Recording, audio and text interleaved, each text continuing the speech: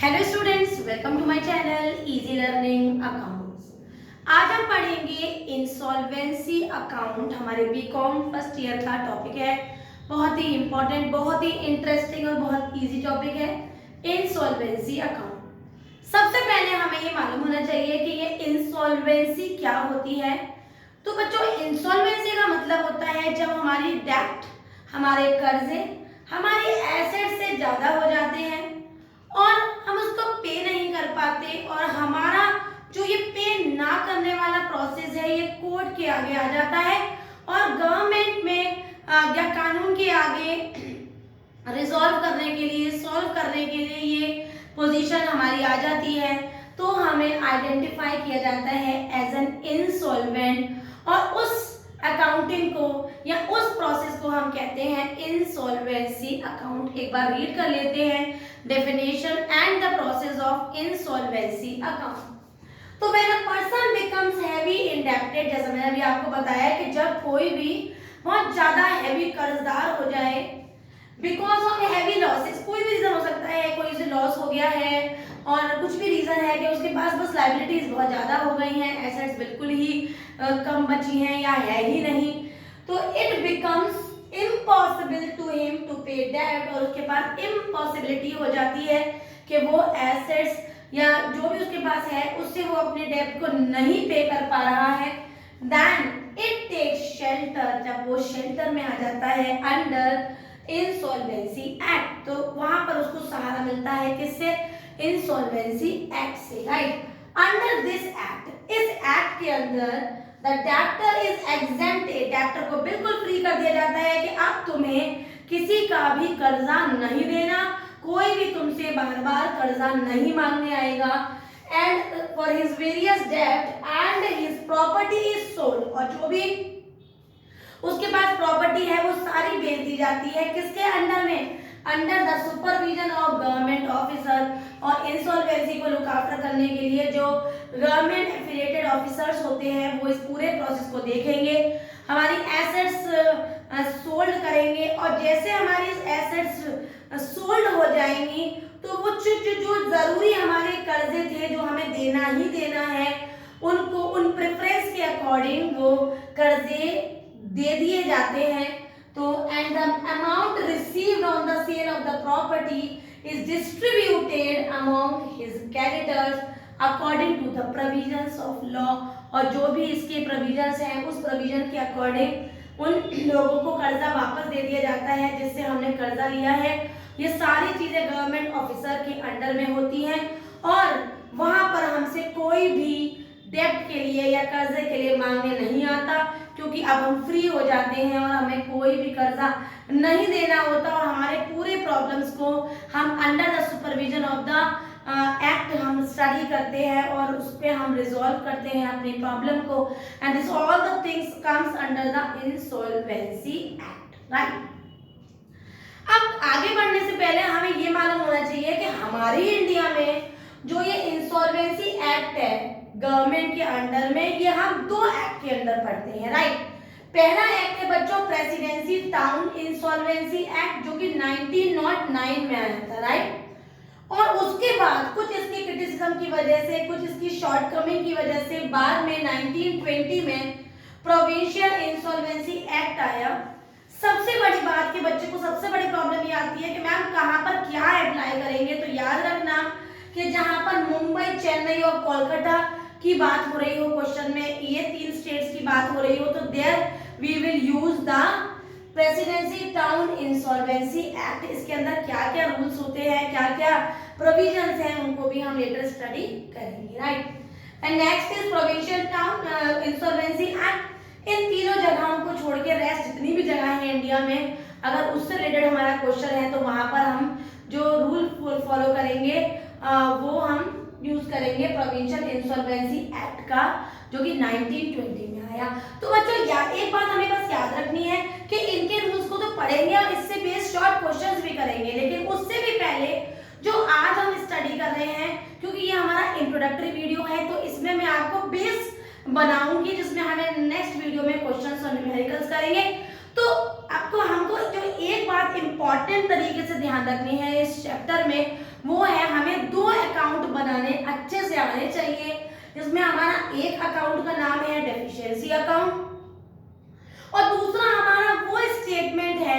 जो insolvent person बनाता है अंडर द गवर्नमेंट एक्ट और बताता है कि क्या क्या उसके लायबिलिटीज हैं और उसके पास एसेट्स क्या क्या हैं। और इस तरीके से जब बच्चों लायबिलिटीज ज़्यादा और एसेट्स कम से जो हम बैलेंसिंग करते हैं वो जो डेफिशिएंसी में आती है, तो इस तरह से जो हम स्टेटमेंट बनाते हैं that is known as statement of affairs. तो अगर हमें तीन चीजें कैलकुलेट करना आ गई हैं तो ये चैप्टर हमारे लिए बहुत इजी है। तो पहला है format of statement of affairs, जहां पर हमें ये पता हो कि वो सारी लिस्ट जो लायबिलिटीज की है और एसेट्स की है वो कहाँ कहाँ आती हैं। और दूसरा बेटा इनके प्रोविजंस जो हमारे प्रेसिडेंसी के अंदर है, प्रोविजन के अंदर है, इनके रूल्स अप्लाई करना हमें आना चाहिए। और तीसरा है हमारा डेफिशिएंसी अकाउंट। तो सबसे पहले जो आज की वीडियो में हम देखेंगे वो है हमारा complete format of statement of affairs under the insolvency act. ये है हमारा format of statement of affairs. इसकी फिलिंग जो हम करेंगे अभी समझते जाएंगे और एक एक करके देखेंगे कि किधर की साइड हमें क्या क्या लिखना होता है। तो जो हमने फॉर्मेट बनाया है वो कुछ इस तरह से है बेटा। पहला कॉलम है ग्रॉस लायबिलिटीज का, जो इसकी एक्चुअल वैल्यू होती है लायबिलिटीज की। चेंज वैल्यू को हम इधर लिखते हैं एक्सपेक्टेड टू रैंक, मतलब उनकी आज की एक्सपेक्टेड वैल्यूज कितनी है, राइट। तो यहाँ हो गया हमारा liabilities, gross liabilities, expected ranks. And as we know कि हम जो स्टेटमेंट्स बनाते हैं हमारी एसेट साइड हमेशा हमारी राइट साइड होती है हमारी। अगर मैं इधर से देखूं तो राइट हैंड पे होती है assets and estimated to produce, मतलब हमारी जो एसेट्स है उनकी आज की एस्टिमेटेड वैल्यूज कितनी है। तो इस तरह से हम फॉर्मेट बनाते हैं और ऊपर लिखते हैं स्टेटमेंट ऑफ अफेयर्स एज पर इंसॉल्वेंसी एक्ट या फिर इंडियन इंसॉल्वेंसी एक्ट, और ये हम लिखते हैं। और एक्चुअल में बच्चों ये जो बनाना होता है इंसॉल्वेंसी का ये पूरा स्टेटमेंट ऑफ अफेयर्स, ये अप्रूव्ड बाय दैट इंसॉल्वेंट, जहां पर वो यहाँ पर स्टेटमेंट एंड होने पर बताता है कि हाँ I hereby approve that these all are my liabilities and these are the basic all the given equation of my assets my liabilities and all the things which I have when the insolvency act के अंदर उसके insolvency को हम read करते हैं, right. तो एक एक करके देखेंगे क्योंकि यहाँ पर हम कुछ लिस्ट का इंफॉर्मेशन दिखाएंगे और इधर की साइड में कुछ लिस्ट दिखाएंगे।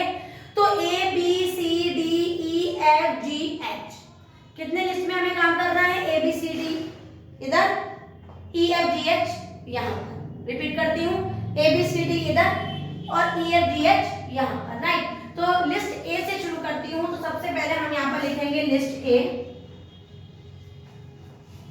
लिस्ट ए के अंदर बच्चों हमारी वो वाली क्रेडिटर्स आ जाते हैं, वो सारी लायबिलिटीज आ जाती हैं जो हमारी अनसिक्योर्ड है, जिन पर हमने कोई सिक्योरिटी नहीं दी है मॉर्गेज पे और बिना कोई सिक्योरिटी के हमने वो लायबिलिटीज ली हैं। तो लिस्ट ए में आ जाते हैं हमारे अनसिक्योर्ड क्रेडिटर्स। क्लियर। अब अनसिक्योर्ड क्रेडिटर्स के अंदर क्या क्या चीजें आ जाती हैं उन्हें तो देखेंगे ही। पहले हम नाम लिख देते हैं लिस्ट ए के अंदर अनसिक्योर्ड क्रेडिटर्स। तो लिख लेते हैं बच्चों अनसिक्योर्ड क्रेडिटर्स हमारे लिस्ट ए के अंदर आ जाते हैं। मैं फिर से रिपीट करती हूँ, वो क्रेडिटर्स जो हमने जब भी ये कर्जा लिया था तो उसके बदले में कोई भी सिक्योरिटी नहीं दी थी, राइट। अब आते हैं लिस्ट बी पर। तो लिस्ट बी का मतलब होता है बच्चों वो क्रेडिटर्स जो कि मैंने जब भी कर्जा लिया तो पूरे के पूरी कर्जे पे फुल्ली सिक्योरिटी जमा की थी। फॉर एग्जांपल अगर मैंने 50 लाख का लोन लिया है तो कम से कम 50 से ज्यादा का मैंने कुछ मॉर्गेज में प्रॉपर्टी सिक्योर की थी। तो लिस्ट बी में आ जाता है हमारा फुल्ली सिक्योर्ड क्रेडिटर्स। क्लियर है।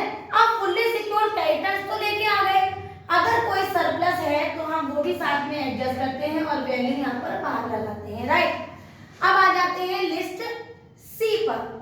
तो लिस्ट सी में आ जाता है बेटा हमारा पार्शियली सिक्योर्ड क्रेडिटर्स, वो क्रेडिटर्स जो हमने पूरी तरह सिक्योर नहीं किया था, थोड़ा सा पार्ट सिक्योर था, हमने कुछ मॉर्गेज प्रॉपर्टी दे रखी थी और कुछ पार्ट पे हमने कोई भी सिक्योरिटी नहीं दी थी।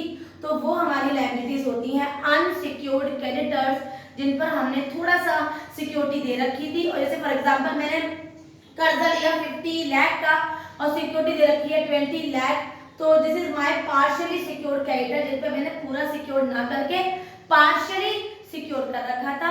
तो ये हो गई हमारी लिस्ट सी। तो एक बार हमें लिस्ट ए में दिखाया अनसिक्योर्ड, लिस्ट बी में दिखाया फुल्ली सिक्योर्ड और लिस्ट सी में दिखाया पार्शियली सिक्योर्ड, भूलेंगे नहीं। नेक्स्ट है बेटा हमारा लिस्ट डी, जो कि अगेन हमारी लायबिलिटीज में आएगी।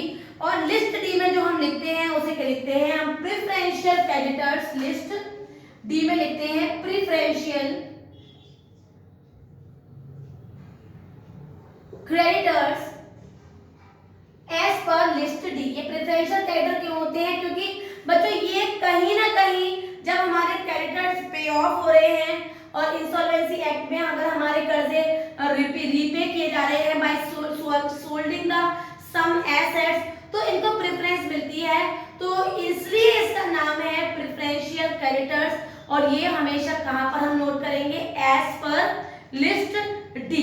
इसके अंदर बहुत सारी चीजें आ जाती हैं, जैसे creditors for rent, for rates, taxes, salaries, wages और भी बहुत सारे होंगे। इस पॉइंट को मैं अलग से आपको डिटेल में पढ़ाऊंगी, जो कि मैंने अभी आपको बच्चों दो एक्ट बताए थे ना, provincial act and the other act, provincial act and the other is presidency town insolvency act. तो इसके अंडर में ये जो सबसे हमारा डी पॉइंट है, इसको डिटेल में मैं उसके साथ दूंगी, बिकॉज इसकी कैलकुलेशन सारी की सारी प्रोविंशियल टाउन या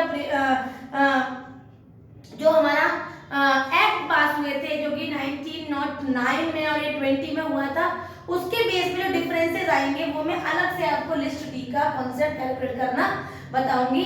तो एक बार और रिवाइज करते हैं। लिस्ट ए में पढ़ा अनसिक्योर्ड, लिस्ट बी में पढ़ा हमने फुल्ली सिक्योर्ड, लिस्ट सी में आ गया हमारा पार्शियली, और लिस्ट डी में प्रेफरेंशियल क्रेडिटर्स, जिसको हम अलग से सेपरेट वीडियो में बिल्कुल सेपरेटली इसको स्टडी करेंगे, राइट। तो ये हो गए बच्चों हमारी सारी लायबिलिटीज। अब आ जाते हैं एसेट साइड। जैसे मैंने आपको बताया था ए बी सी डी ये तो आ जाते हैं हमारे लायबिलिटीज में, और ई एफ जी एच, और एच में जाके करते हैं बैलेंसिंग, वो आ जाते हैं एसेट्स में। तो सबसे पहले लिखेंगे हम लिस्ट ई। तो यहाँ पे लिखेंगे लिस्ट ई। तो लिस्ट ई के अंदर बच्चों को सारे एसेट्स आ जाते हैं हमारे। कौन कौन से एसेट्स आ जाते हैं, जो हमारी प्रॉपर्टीज पे, जो हमारी अपनी प्रॉपर्टीज होती हैं, जैसे cash in hand, cash at bank, machinery, furniture, fixtures. यहाँ पर मैं प्रॉपर्टी लिख देती हूँ ताकि आपको याद रहे। एक आध एग्जांपल बता देती हूँ, जैसे cash in hand, bank, furniture, building और एक्सेट्रा। वो सारे एसेट बच्चों जो मेरी अपनी प्रॉपर्टी है, हमारी अपनी संपत्ति है, वो सारे हमारे लिस्ट ई में जनरली हम प्रॉपर्ली। और एक बात याद रखना, इनकी एस्टिमेटेड वैल्यू ही हम लिखते हैं, मतलब इसकी आज की एस्टिमेटेड वैल्यू, इनकी ओल्ड वैल्यू नहीं, एस्टिमेटेड वैल्यू ही लिखी जाती है। नेक्स्ट है हमारा लिस्ट एफ में, इसमें आ जाते हैं बेटा हमारे बुक डेब्ट। बुक डेब्ट जैसे आप समझ गए होंगे, बुक डेब्ट मींस हमारे डेब्टर्स। इसमें कौन कौन से डेब्टर्स आ जाते हैं उनको हम आइडेंटिफाई कर लेते हैं। वो है हमारे बेटा वो वाले डेब्टर जैसे जो कि हमारे गुड है, गुड डेब्ट मतलब जिसका पूरा का पूरा पैसा हमें मिलेगा, राइट। एक होते हैं हमारे डाउटफुल, मतलब पैसा मिलेगा या नहीं मिलेगा, इनका थोड़ा सा डाउट रहता है। और तीसरे होते हैं हमारे बैड डेब्ट, जो डेब्ट हमारे बैड हो गए और अब उनको मिलने के कोई भी चांसेस नहीं है। तो जो भी क्वेश्चन में हमें दिया होगा उन तीनों की वैल्यू लगा के हम उसको बाहर लिखेंगे, ये आएगा एज पर लिस्ट एफ। तो ई में आ गई हमारी सारी प्रॉपर्टी, एफ में आ गए हमारे बुक डेब्ट, जिसको हम डेब्टर भी कहते हैं, जो गुड हो गए, जो मिल गए पूरे पैसे, वो यहाँ डाउटफुल है तो डाउटफुल वाले, और जो बुक बैड डेब्ट है जो हमारे बैड हो गए, वो बैड डेब्ट भी हम यहाँ पर ही लेकर चलेंगे। तो this all the values comes here in list F. Next है हमारा लिस्ट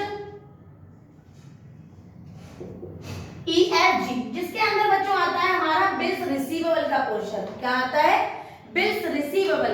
तो बिल्स रिसीवेबल के पोर्शन में हम क्या क्या ले लेते हैं बेटा, somehow something similar to the bills receivable, मतलब सीधी सी बात है, वो बिल जिसका पैसा हमें अभी मिला नहीं है, मिलेगा, लेकिन मिलेगा।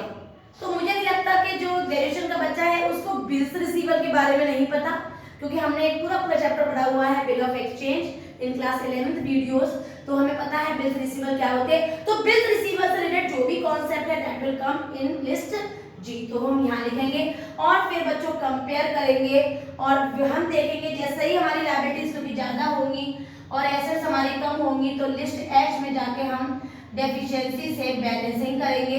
तो ये हमारी नॉर्मली बैलेंसिंग होगी और लिस्ट एच में जाके बैलेंस हो जाएगा। तो अगेन ए में दिखाए हमने क्रेडिटर्स, बी में भी क्रेडिटर्स, सी में और डी में भी कुछ हमारे सिक्योर्ड थे, कुछ अनसिक्योर्ड थे, कुछ पार्शली सिक्योर्ड थे और कुछ प्रेफरेंशियल क्रेडिटर्स थे जिनको बहुत प्रेफरेंस मिलती है, जैसे वेजेस हैं, सैलरीज हैं, रेंट है, एक्सेट्रा है, वो सब डिटेल में पढ़ेंगे। ई में आगे सारी प्रॉपर्टीज में बिल्डिंग, फर्नीचर एंड कैश और एफ में आ गया बच्चों वो डेब्टर्स, बैड हो गए, डाउटफुल हैं या गुड हो गए, मिल गए पैसे। और जी में हमने लिखा बिल्स रिसीवेबल और एच में फिर हम इसकी बैलेंसिंग करेंगे, डेफिशिएंसी जिसको हम कहते हैं और इसको हम अलग से पढ़ेंगे लिस्ट एच को डेफिशिएंसी अकाउंट में और देखेंगे डेफिशिएंसी अकाउंट कैसे बनता है। आज की इस वीडियो में बच्चों हमने केवल इंट्रोडक्शन लिया क्योंकि इंट्रोडक्शन जानना बहुत इंपॉर्टेंट होता है, तभी हम न्यूमेरिकल्स करते हैं। तो हमने पढ़ा इंसॉल्वेंसी अकाउंट क्या होता है, इंसॉल्वेंट कौन होता है और जो स्टेटमेंट ऑफ अफेयर्स बनाते हैं जिसमें लायबिलिटीज में कौन कौन सी लिस्ट आती हैं और एसेट्स में कौन कौन सी आती हैं, इसको आज इंट्रोडक्शन को अच्छे से पढ़ेंगे और नेक्स्ट वीडियो में मैं आपको बताऊंगी इससे बेस्ड क्वेश्चन कैसे करते हैं। और वन थिंग मोर, इसको डिटेल में पढ़ेंगे preferential creditors according to the both the acts और दोनों ही एक्ट में पढ़ेंगे, चाहे वो प्रोविंशियल इंसॉल्वेंसी एक्ट हो चाहे वो प्रेसिडेंसी टाउन एक्ट हो और दोनों में क्या क्या रूल्स हैं, क्या क्या प्रोविजंस हैं उनको डिटेल में पढ़ेंगे। अगर आज का ये इंट्रोडक्टरी वीडियो आपको समझ में आया हो और अच्छे से बात क्लियर हो गई हो तो मेरी वीडियो को लाइक करें, शेयर करें और मेरे चैनल को सब्सक्राइब जरूर करें। Thank you.